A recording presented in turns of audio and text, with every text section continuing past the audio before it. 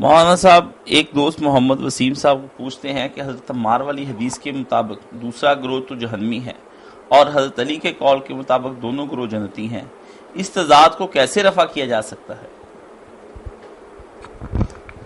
نہ حضرت عمار کی روایت سے یہ ثابت ہوتا ہے کہ دوسرا گروہ جہنمی ہے.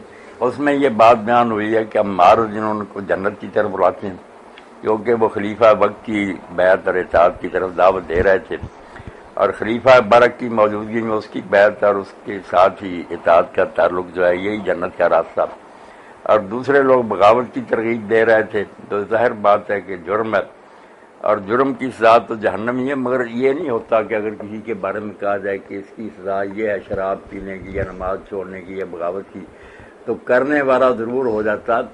یہ ایک سزا ہوتی ہے مگر ہو سکتا اس کے لیے کوئی معنی بھی ہو، اس کے پاس کچھ ایسی نیکیاں ہوں، اللہ کی رحمت ہو جائے، حضور کی شفاعت ہو جائے. سزا بیان کی جاتی ہے کہ اس جرم کی سزا یہ ہے. باقی فلاں آدمی کو یہ ملے گی یا نہیں، اس میں بہت سی چیزیں دیکھنی پڑتی ہیں.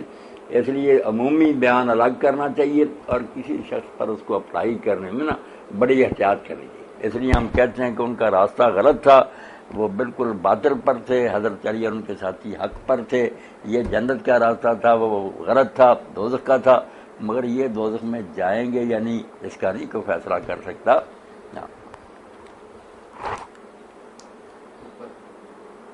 باقی حضرت علی کا جس قول کا حوالہ دیا، وہ کاشف صاحب میرے پاس بیٹھے، ایک مرتبہ ایک عالم دین سے بات ہوئی تو انہوں نے کہا کہ اس میں مولانا آگے آتا ہے کہ جو لوگ میرے اور معاویہ کی طرف سے قتل ہوئے وہ تو بے گناہ، مگر معاملہ آ کر پھر اٹک جائے گا مجھ پر اور معاویہ پر.